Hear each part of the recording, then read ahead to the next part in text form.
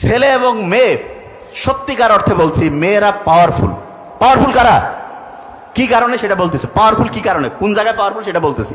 মোহাম্মদ সাল্লাল্লাহু আলাইহি ওয়াসাল্লাম যে বলছে যে মেয়ে একজন, দুইজন, তিনজন, দুই তিনজন মেয়েরকে যে মানে হচ্ছে ঠিকভাবে মানুষ করবে, সৎ পাত্রস্থ করবে, সে আর আমি মোহাম্মদ সাল্লাল্লাহু আলাইহি ওয়াসাল্লাম পাশাপাশি একই সাথে হচ্ছে জান্নাতে থাকবো।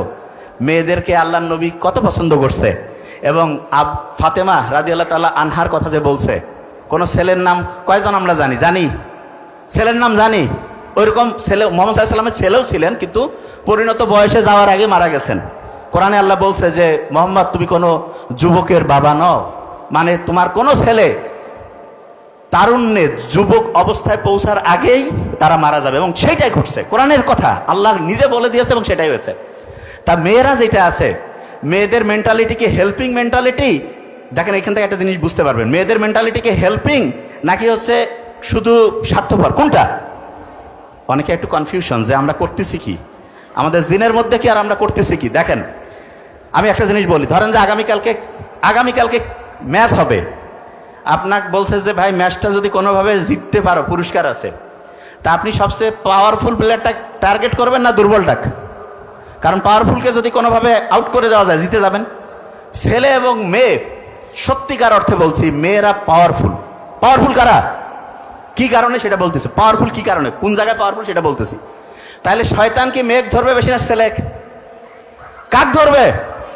পাওয়ারফুল তো মেয়ে, তাহলে কাকে ধরবে? মেয়েকে। এই জন্যই দেখবেন মেয়েদের শয়তান যে বেশি ধরে, এই জন্য মেয়েরা দেখবেন যে খুচর মুচর বেশি। বাসা বাড়িগুলোয় যে মেয়ে মা শাশুড়ি ত্রিমুখী সংকট। এবং আমি নিজে চিন্তা করছি যে কি কারণ, পরে বুঝলাম যে শয়তান আসি ধরছে এদেরকে। এখন শয়তান তো ছেলেদের ধরে কুলাইতে পারতেছে না, মেয়েদের ধরে যদি এদেরকে দিয়ে ফাইটিং লাগাই দেওয়া যায়, ধরা যাক যে পাশে একটা বোমা পড়ছে, তার প্রভাব তো এখানেও পড়বে, ঠিক না? মেয়েদেরকে ধরে গোটাল ফ্যামিলির মধ্যে গ্যাঞ্জাম লাগাই দেয়। আমি আপনাদের সত্যি কথা বলি, আমার ছোট ভাই বলছে, ও আলহামদুলিল্লাহ খুব ভালো কথা বলছে। আমি আপনাদের একটা জিনিস বলি, আপনারা সবসময় মাথায় রাখবেন, মেয়েরা, এই যে ভাই, মেয়েরা হচ্ছে মা হবেন না আপনারা, তার আগে তো হচ্ছে নিজে মেয়ে ছিলেন, তারপরে বউ হবেন। আমি একটা জিনিস বলি, একটা ফর্মুলা, এই যে লাস্ট বেঞ্চ, একটা ফর্মুলা দিছি, একদম নাম্বার 1 হবেন, সেটাকে আমি বলি। আমি আমার ছোট বোনকে দিছি, এবং সে তার যে শ্বশুর বাড়িতে তার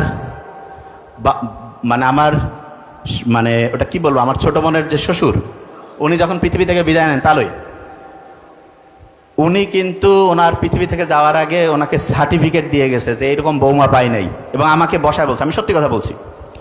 ওর যে হাজব্যান্ড